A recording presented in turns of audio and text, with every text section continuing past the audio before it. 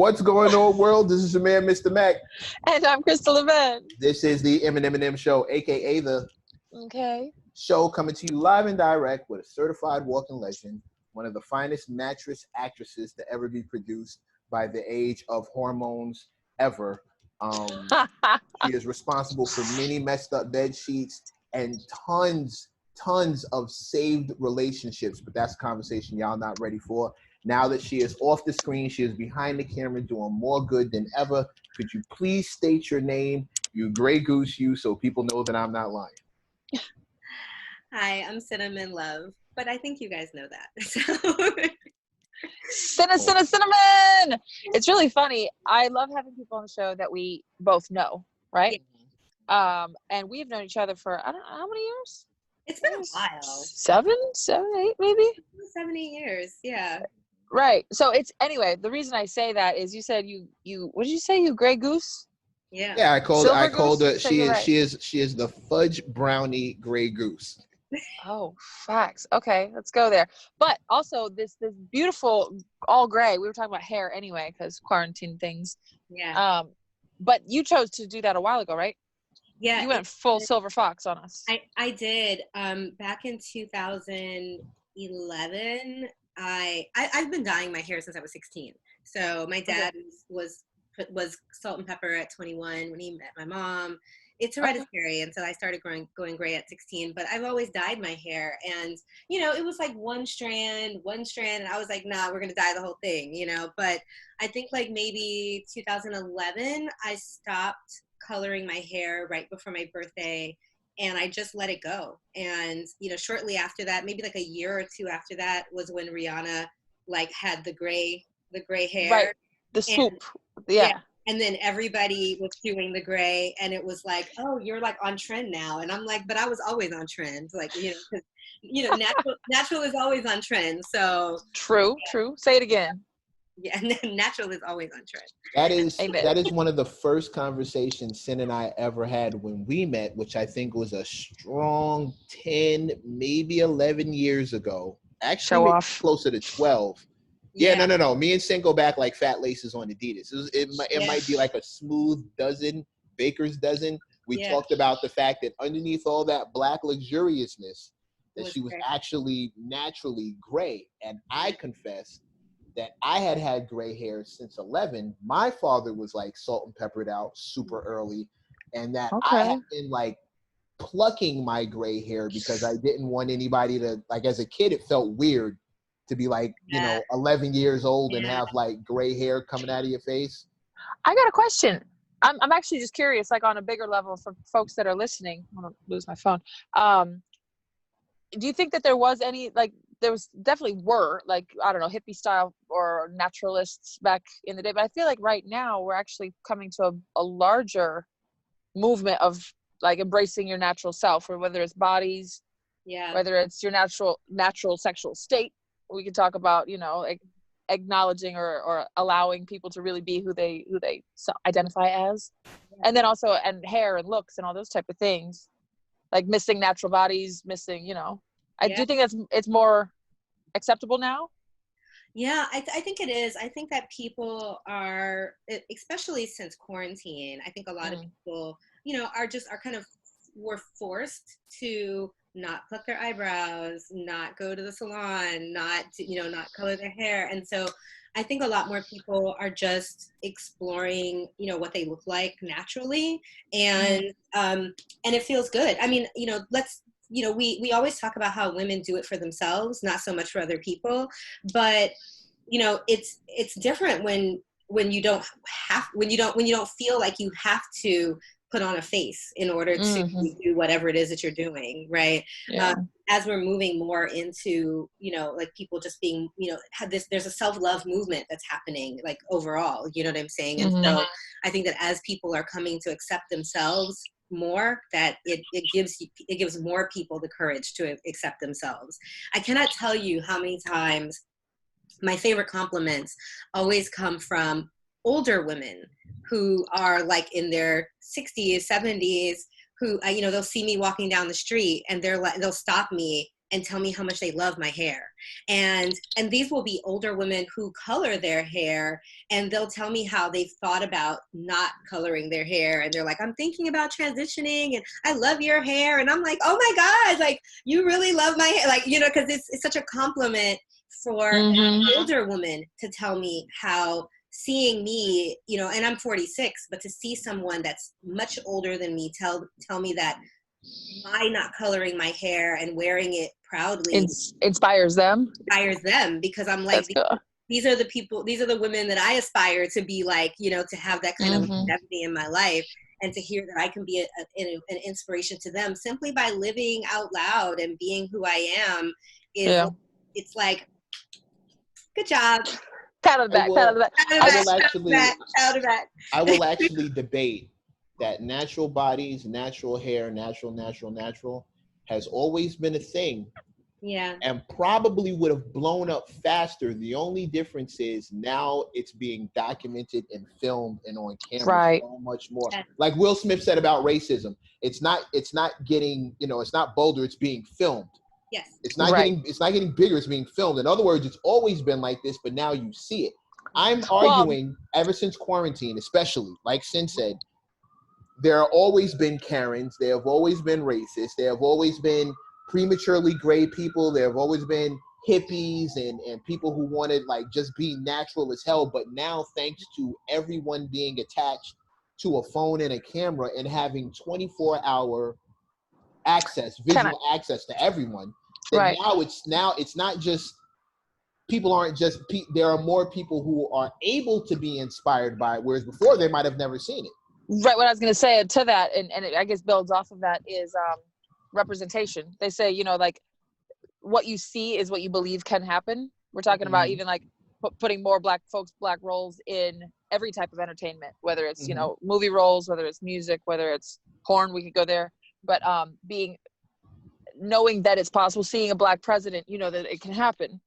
For example, these phones let us know that living loud and proud, whatever that means, is possible. And you see examples of it. You can physically actually interact with somebody in Norway who's doing it, or in, you know, a different state. Like back to you, Sinn, I get that too with older women, or with women that come up and they're like, oh my God, I wish I could do that. I'm like, but you can. Like, you really can. They're like, I've always thought about doing it. I said, do it one time. Like, I encourage it. If I can be an inspiration to somebody, not just, you know, cutting your hair off is a great thing, but also it just creates so much freedom to really, to like, not play the game, if you will, that's expected of you. Speaking of representation in porn, what an alley-oop, because that's exactly what Sinn has popping behind the scenes. We spoke before about how active she is off camera. Now that she's kind of put the adult industry, I should say, on the back burner as a profession, but she's still super active and in a way of now being a real protector of the new people who are coming in, and she's looking to leave the industry better than she found it. It's the Boy Scout rule, the campsite rule. You leave it better than you found it, same condition or better. And she's actually making moves to improve it, which when you told me about, I'm talking about you like you're not right here in my face. Right. When you told me about it, I never would have considered that things were as bad as you told me they were. I never would have considered that the problems you're trying to solve even existed in the porn world of all places. Maybe the pay disparity, but yeah, I mean, and it's always been that way, right? I mean, I think that people, you know, one of the things about what's happening right now in the porn industry is directly a result of COVID-19. Okay. All of the civil unrest that's been happening all over the country, and you know, and social media. It's a combination of the three. And so like, social media has never existed. And you were just talking about this, how we all have a phone, we all have access to information. Social media has never existed as a news source in the way in which it has today. Not in the US. Like, and it's interesting, like as I'm saying this, I'm thinking about how when there was civil unrest in Egypt a few years ago, one of the first things they did was shut down access the to internet. Twitter, Yeah. right? Because they were like, we don't want people spreading information and sharing information. And so what we're seeing, now in the US is, and when you think about Ferguson, when you think about like all of these things that have happened in the last like decade, the way that people are spreading information about protests and marches and how to get involved, that's never existed before. And so, to just jump right into it, what basically happened was right after George Floyd was killed, one of the leading trade publications in the adult industry, AVN, erroneously printed an article from World Star claiming that George Floyd was a porn star. And it was immediately retracted. It was the CEO of AVN had actually, someone presented it to him and he said no, and they ran it anyway, and then they had to retract it immediately. And so and after that, people were really angry. And just like everybody in every industry started talking about racism in their industry on Twitter, people within the porn industry were talking about racism on Twitter and talking about overt acts of racism that they've experienced on sets. And then there became these, I was noticing this and I was thinking, oh, that's interesting. Like, I've never seen that happen before. Like, usually people keep their dirty laundry, like under wraps, and they don't talk about it publicly because they're afraid of the pushback. And so what happened was within days of this happening, people started, all of a sudden there were town halls scheduled and closed door meetings scheduled. Wow. And companies were issuing Black Lives Matter statements. And I was like, word? Really? Like black.com is whose very name and very like, like the whole connotation of a white woman being blacked, which is to be sullied, right. Okay. To be sullied after being in contact with a Black man. Suddenly they issued a Black Lives Matter statement. And like all these other companies were issuing. I have never heard that term. Yeah, amazed. I didn't think I could learn anything new, but it's a very, always wrong. It's a very racist Southern term that comes from the ideology of that a white woman is sullied and dirty after she's had sex with Black men. Yeah, I've heard that term before. I've always just heard that once you go black, you never go back, which is a more positive sense. And that's why, because they're dirty. They're not pure. One of the sayings behind, one of the meanings behind that is not only once you go black, you never go back because you're never allowed to go back. It's now that they're not allowing you to. You're not welcome back is the other thing. Like they don't want you out. There are two sides to every coin. Interesting. Yes. I've heard that a couple of times making my way through the South and staying with my father, little white girls, and you saying what's up, and some dad, mom, aunt, uncle comes out the door talking about, ain't gonna be no blacked women around here. You ain't about to black my daughter. And I'm like, Yeah.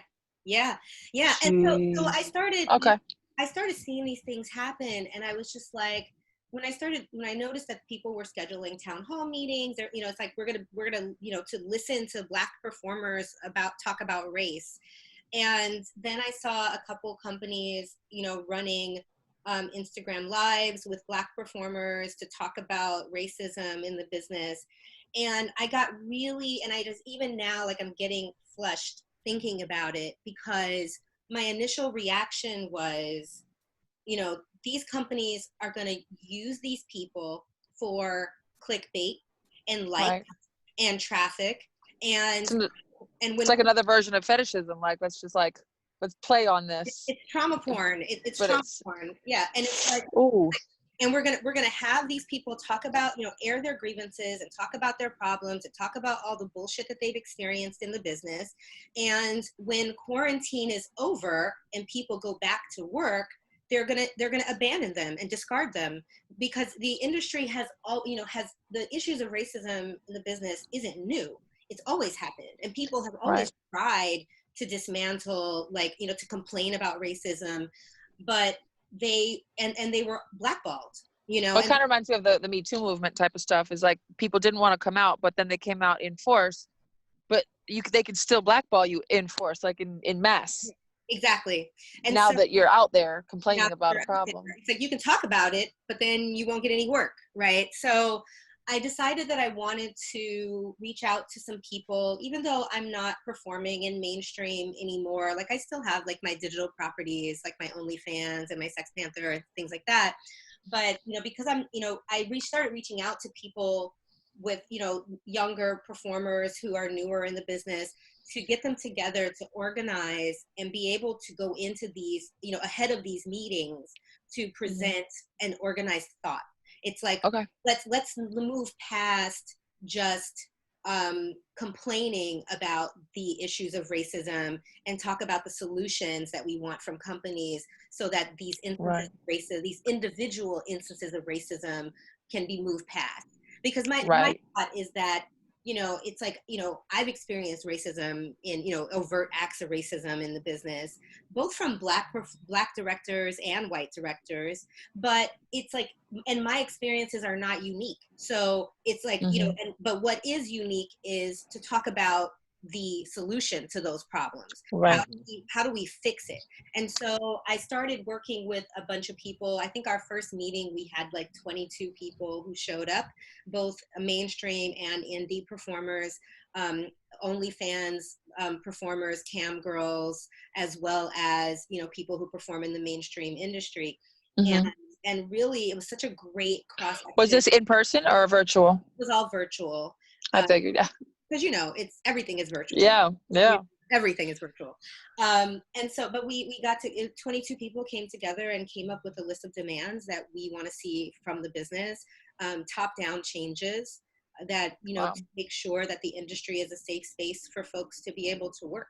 Okay, before you go into the list, I'd like to hear at least give me an example. Me who does not know, give me an example of a couple of episodes of blatant racism or covert racism that you experienced on set that you're now tackling off the strength of this list. So one of the most overt acts of racism that happens is that when companies sell titles to third-party, producers for compilations or things like that, they often change the titles and the performers are not aware of the titles. Or sometimes when performers are booked for scenes, the projects don't have working titles. And then later they add a title to it that might be overtly racist, right? So, it's, things that play off of, stereotypes of, big booty this, ghetto that, hoe this, hot Latina, spicy this, like, those kinds of things that are like, that you didn't sign up for. You didn't sign up to be called that. Right, you didn't sign up for. And not just racism, but also misogyny, ageism, the way that, that trans folks are identified, the way that gay folks are identified. I mean, the business operates on, on stereotypes. And performers have absolutely zero autonomy in how they're represented. And so, or even, categorizing Black women as ebony. Like, ebony is a tree and the name of a magazine. That is not an ethnicity, and there are no ebony women. Like, we are, you can, how you identify you should be able to self-identify.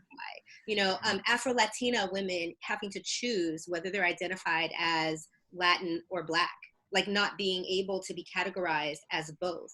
Or white passing performers who are people of color not being booked for Black or brown projects, like only being booked as white people, like this kind of erasure that happens within the industry also. Another really famous episode of overt racism was there's a performer, I'm not going to name him because he signed an NDA, but a Black male performer who successfully sued a company called Dog Fart.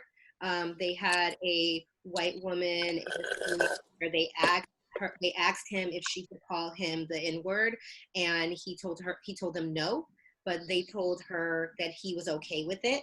And rolled camera while she called him the N-word on camera, and he stopped the scene, asked them to not, like to delete not that. Yeah, don't post that. Right, and they did it anyway. And so, this is, these are, these kinds of things happen, and people sign up to have sex for money. Like, they sign up to have sex for a living, like to perform on camera in a legal industry, and these kinds of like labor rights violations are swept under the rug because people are on their moral high horses when it comes down to they already think you're on the lower rung because you're doing something they wouldn't do for money. Therefore your rights don't matter. And so that stigma, and then when you put people in these compromising positions and they have to go back to their families and their communities and their neighborhoods with this red stamp on their chest as someone who allegedly willingly participated in their degradation. And we have to, because the community doesn't know, like the greater community doesn't know that these kinds of things are happening every day within the industry, then people don't, people can't pressure the companies to make changes, right? And and one of the other things that's like, probably the most blatant is that traditionally white women have always been told to reserve their first scene with a Black man until later in their career. That way, one, they can charge more money for their first time having sex with a Black man, and two, they can, because once they start doing interracial scenes, there is no going back to just doing regular scenes, right? Which is what we were talking about being Black. And supposedly, and the way that it's always been explained is that it's a big penis rate because Black men supposedly have bigger penises, but there are white men in the industry who have big dicks, and there are Black men with average dicks, and there is no equivalent to a big penis rate for Black women having sex with white men with big dicks. For the first time. That was my very next question. Is that something that happens with Black women? Right. There's no equivalent to that. So we're talking about race-based wage discrimination that exists within the porn industry, that if it existed in any other industry, people would be up in arms and the ACLU would be coming down on them for paying white people more money than they paid Black people. Well, it's like, imagine any business situation, like corporate business situation. Once you do business with a Black company, all of a sudden you can't go back to urban. I mean, once you hire a Black CEO, you could never have just a regular white management, or I don't know. It just sounds.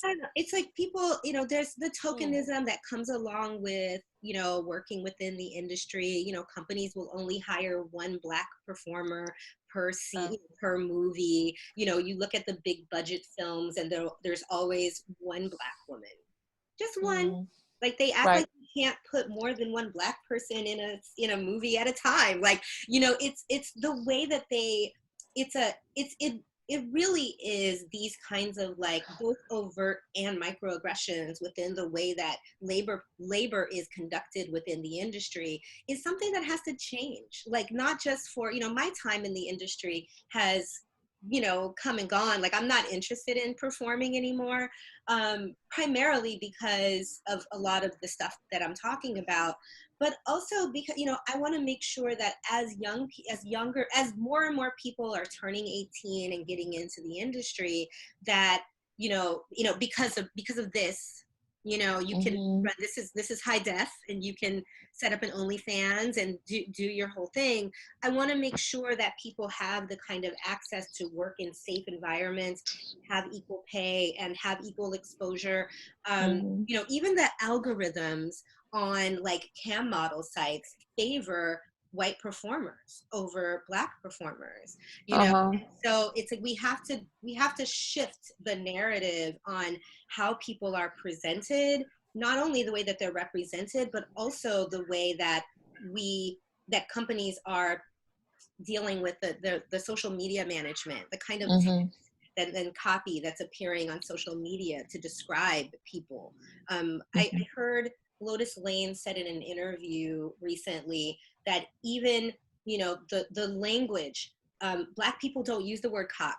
Like, we use the word dick, right? And cock is so weird. It's true. Cock. But when you look at movies, when you look at the copy on movies, all of that copy is directed to their white male consumers. Like, it's not directed towards Black and brown consumers. It's the porn industry largely is still run by, distributed by, produced by, directed by, owned by cis white men.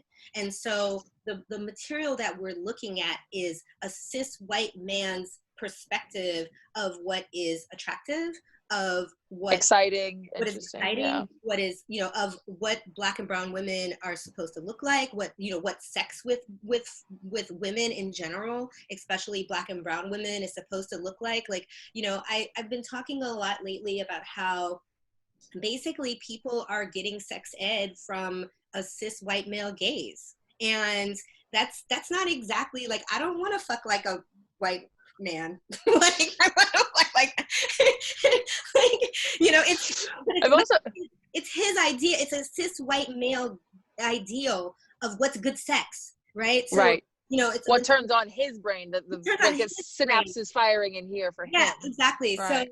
So for me, it's like I formed this organization, and we are 3 months old, and our mission is to decolonize porn and to get people to, to rethink the way that they approach porn, to rethink the learned biases that they have towards not just women, but sex workers based on what they've seen in porn, and to start to dismantle some of the sexism and misogyny and misogynoir and transphobia and fat phobia and biphobia that we see in. There's fat phobia? Of course. Think about the way that fat women are seen in porn films. It's like they're looked at like fetishes, as opposed to, and we're talking about like mainstream. The fact that they can only be in porn that's labeled BBW, as opposed to just a woman in a scene. A woman in a scene. Right. That makes sense. And for example, I mean, this just came to mind was, for example, if there's a biracial scene, it's not just that they're having sex, it's that she's having sex with him because he's Black, or because she's Black, or because she's BBW. It's not just that they're attracted to each other, or they want to turn each other on, make each other get off.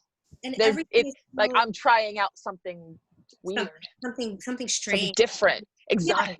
Yeah. And even the way that that body parts are fetishized, right? It's like every image of a Black woman has to be like a fisheye lens of her ass, or a fisheye lens of her breast, and it's not to say that we can't showcase and cater to these kinds of kinks and fetishes, but there's ways to do it without fetishizing the person and devaluing the person. And that's what we're really trying to get at. Like, it's not about, and there are some people, like, for example, who want to get, within our collective, who want to get rid of the IR term, because IR really is interracial. I was like, sorry. Yeah. I didn't know that term either. Yeah. Okay. It's the IR. It's because you're living it. It's hard for you to you're just living it. It's different. Right. Like, what's that? That's not a Tuesday? What is that? Right. It's a day that ends with Y. What are you talking about?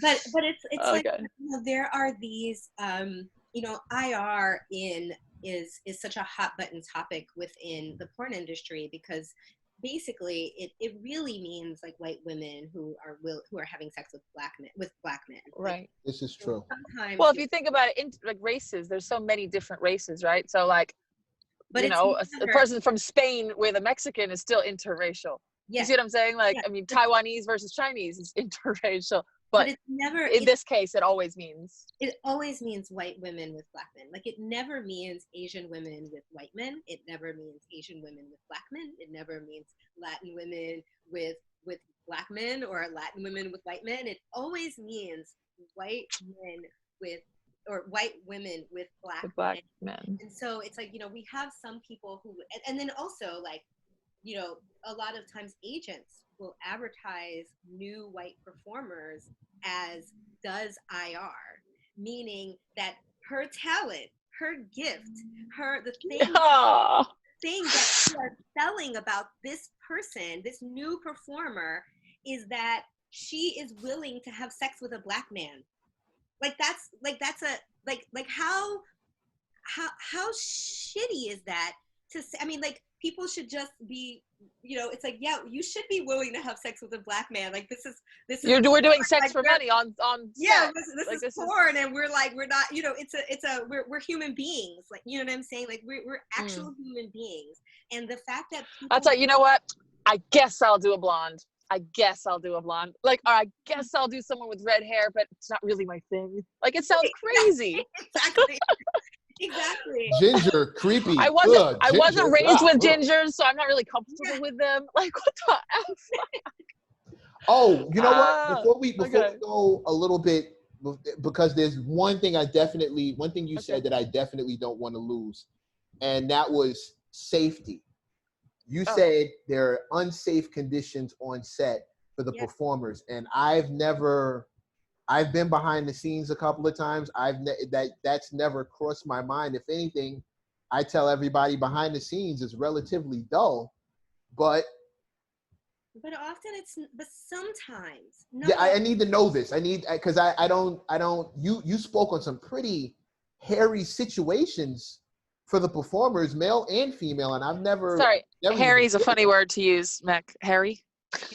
They're mostly shaved. What, for us or for them? Because they're mostly shaved in this industry, right? I'm just saying. Well, it depends on what fetish they fall under. There's certain hashtags for that too. Yeah, it's okay. There's something for everyone. There's something for everyone in porn. 9 times out of 10, I personally, heterosexual male, never saw the problems with the categories, but I'm not living the life, and I don't have the right to tell somebody what they should and shouldn't be offended by. A. B, I don't have to deal with the stigmas that fall under those categories. And C, if there is a way for someone to find what they want on a porn site and not degrade the person that they're looking to find, there's no reason not to do that. Right.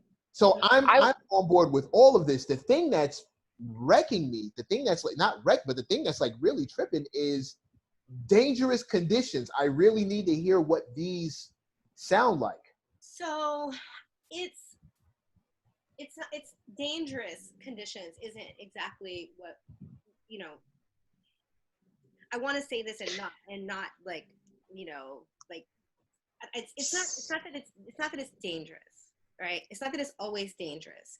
The porn industry can be very safe for many, and most of the time it is.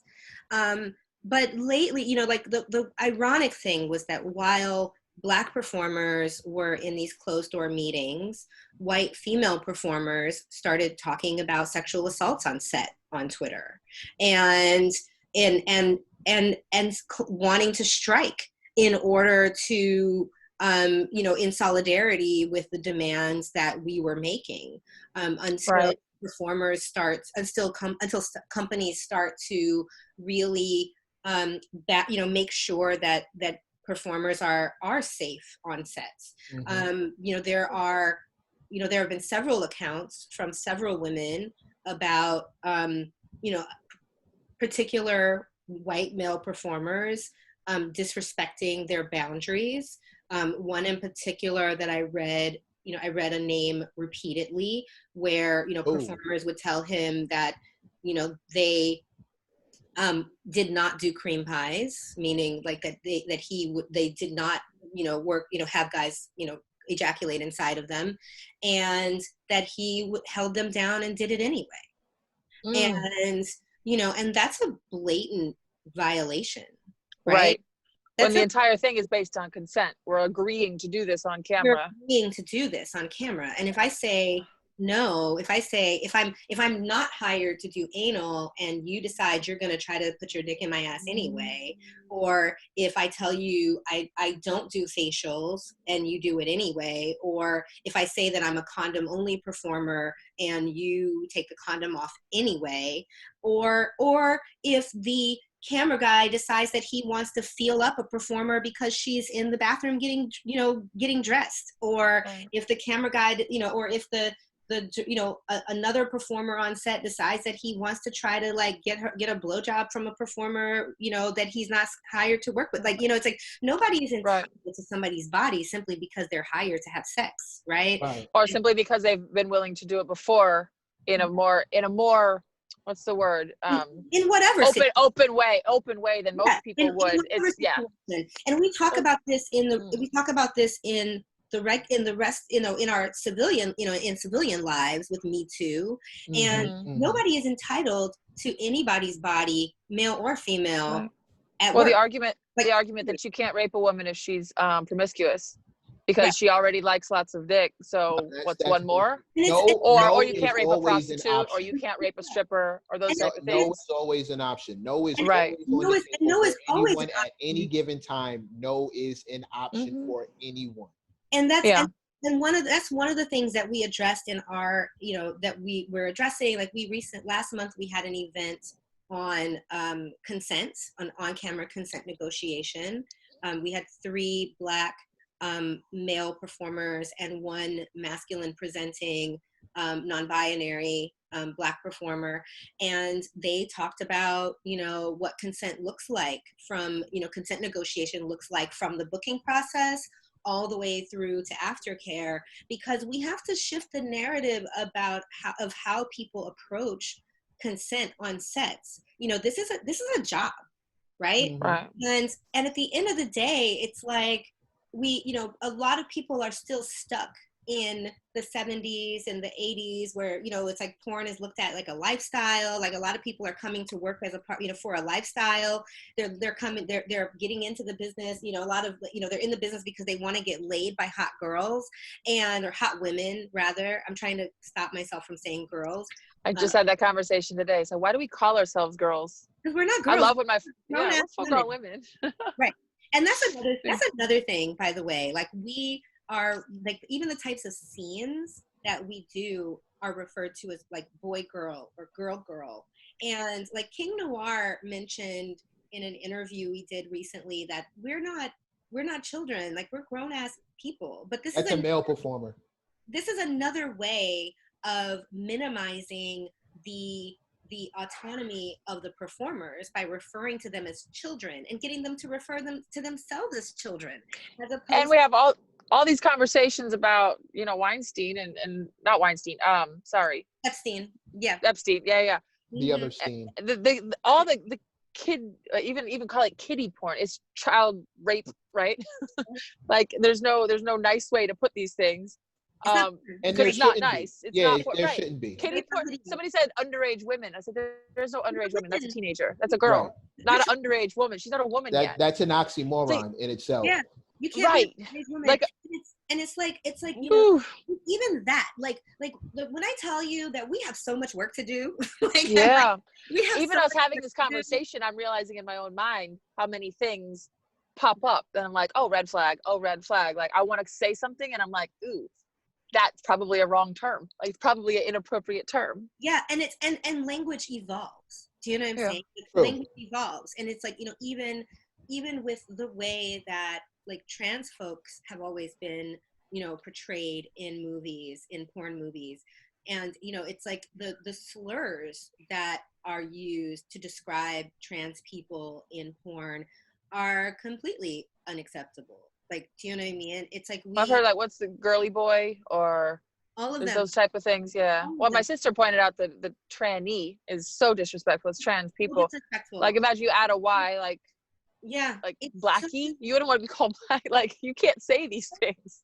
It's so disrespectful, and it's like we really have to shift all of this stuff, the stigma around sex work and pornography. We have to shift how people are represented, give people an opportunity to self-identify, let people, pay people fair wages. Like we work in an industry and it's so funny because like the amount of disrespect that people in the general public have for sex workers is obscene. And I don't think people really get it. Like, for example, when COVID first hit, OnlyFans, there were 33 million people out of work, right? OnlyFans saw a 30% increase in new performer signups. That's 110,000 people. I think it's 110. I did the math earlier. No, I know. I can call. I can vouch for at least 11 million. 11 I saw that happen. Yeah. It's 11 million people signed up for OnlyFans as a performer when COVID hit because people were out of work, right? Last week, there was a report of an OnlyFans hacking, right? I saw that. OnlyFans was not hacked. It was a concerted effort by a group of people to go in and purchase memberships from predominantly women of color and completely scrape their website, their OnlyFans accounts.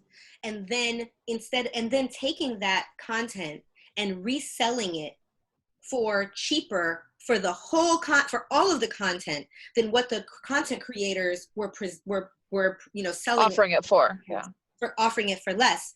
And when you talk about 110 million, when you talk about 11 million people out of work, why are people like looking down upon or robbing or ripping off people who are just trying to survive capitalism?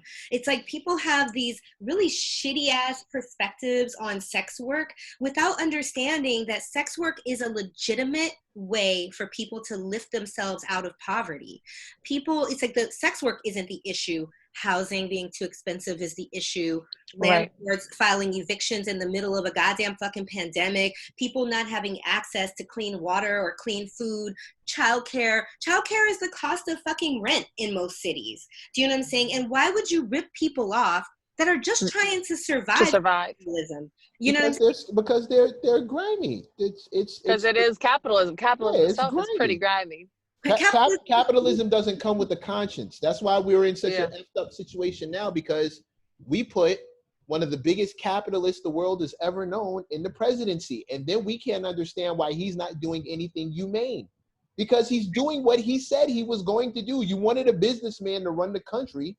This is business believes in shitting on the little guy and scooping up all of his money. What's one of the oldest expressions out? It's business, not personal. Not personal. That's this. It's all business. Like I'm not surprised when I hear anybody doing anything scandalous and grimy when it comes to money. That doesn't surprise. Well, and it's way easier to shit on the little guy. It's way easier to steal from a mostly broke person. What's getting me as far as Sinn's situation is concerned, like I won't even call it Sinn's situation. I'm going to say our situation, period. Yeah.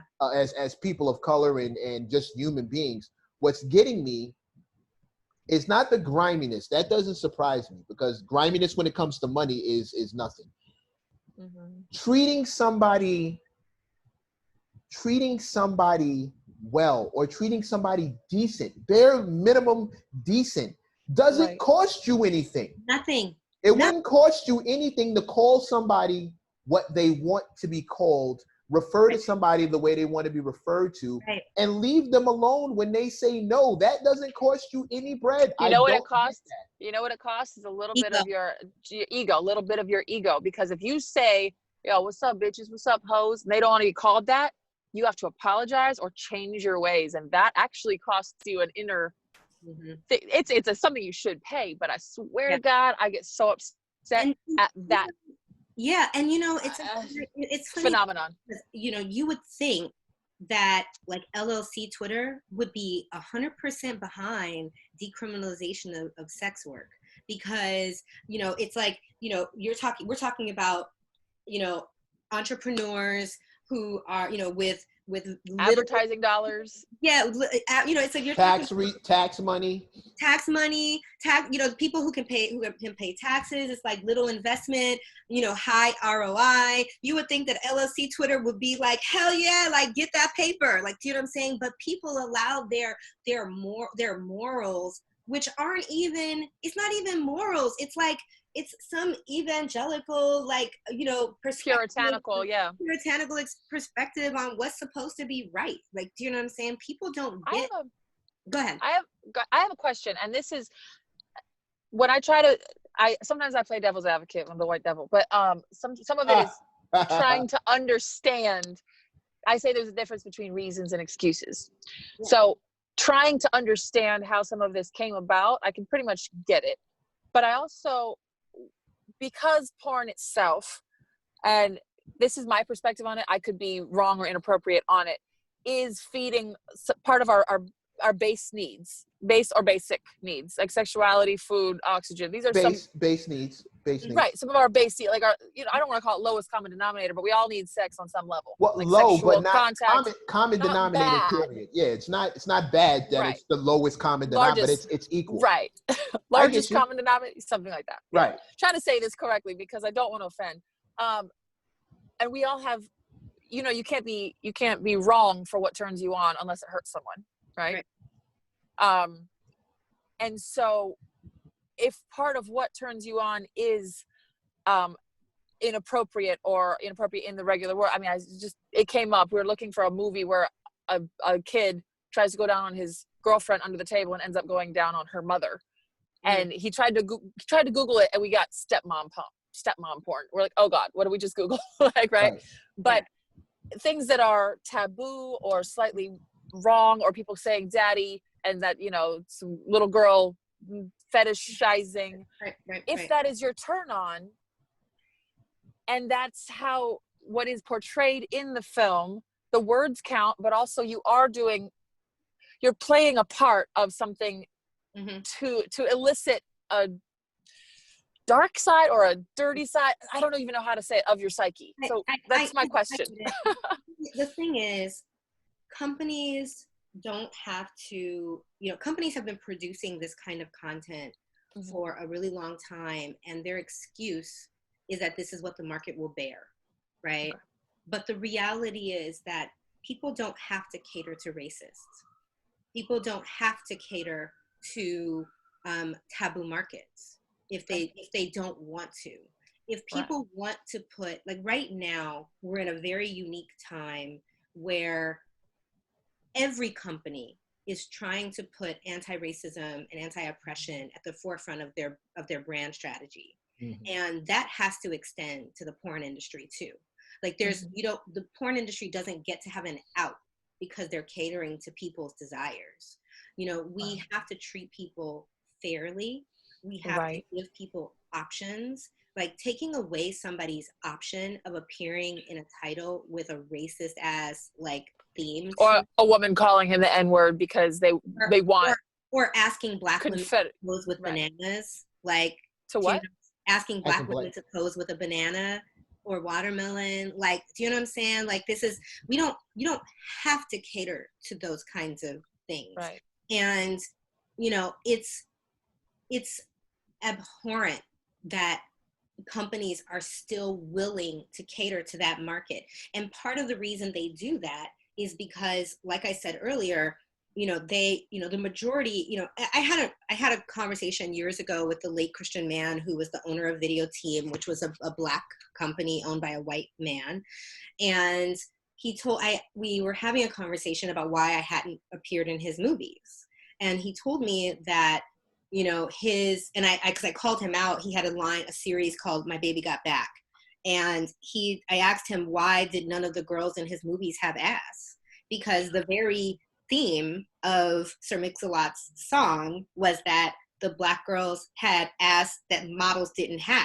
And yet the black girls that he had in this title had no ass, right?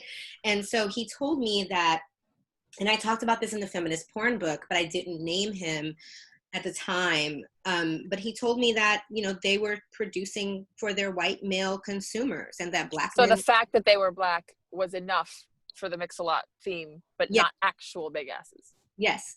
And so, he explained that, black men were renters. This was when video stores were still a thing, and not buyers. And, and that their white male consumers were buying.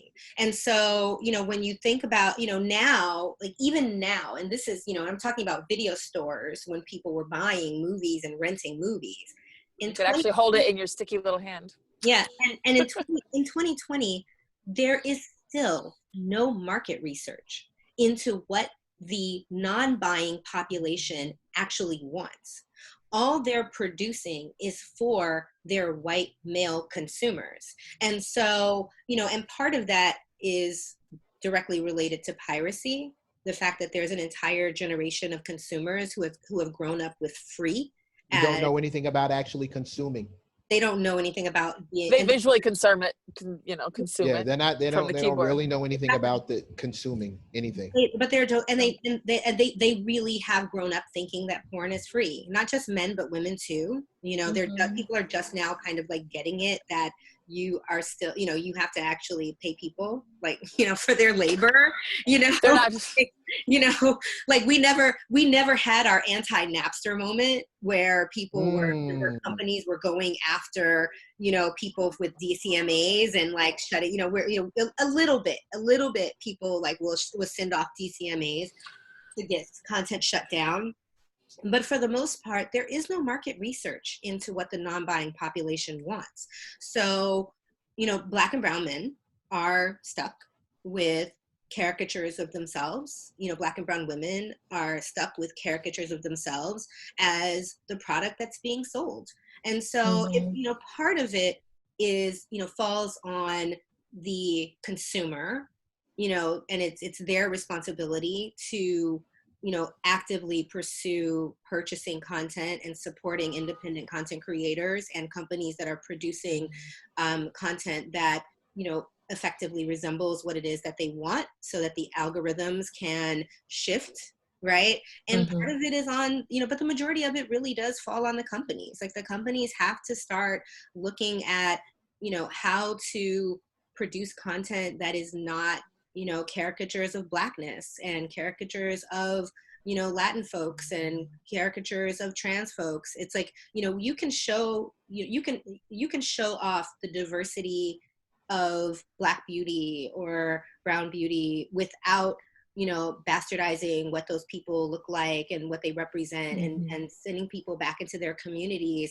looking like they consented to this degradation that you are throwing on them. Right.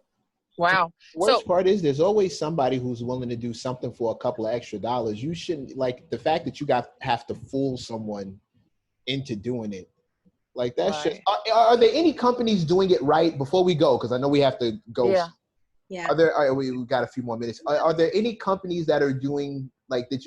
I always tell everybody, Black people who have a problem, Black and brown people who have a problem getting fair and equal treatment as Black and brown people, to start Black and brown owned companies, like buy Black, purchase Black, start your own thing. Is there anybody out there who's, shout out to Prince Joshua before I even go any further. That's the homie from Silverback Product. That's my guy. Yeah. Is there anybody that you can name check who we should? Yeah, support? I mean, actually, we are dropping a list on Friday right after our event. We have an event this Thursday on the history of Black women in porn with Dr. Mireille Young, who dedicated the last 22 years of her career chronicling and researching the Black women dating back to the 20s who have appeared in porn. We're doing it's a fundraiser for our mutual aid fund, because, you know, like I was saying in the beginning, like, you know, we can't ask people to strike or not work for racist companies until we put money in their pockets to pay their bills. Do you know what I'm saying? Right. It's kind of like what's the WNBA happening right now.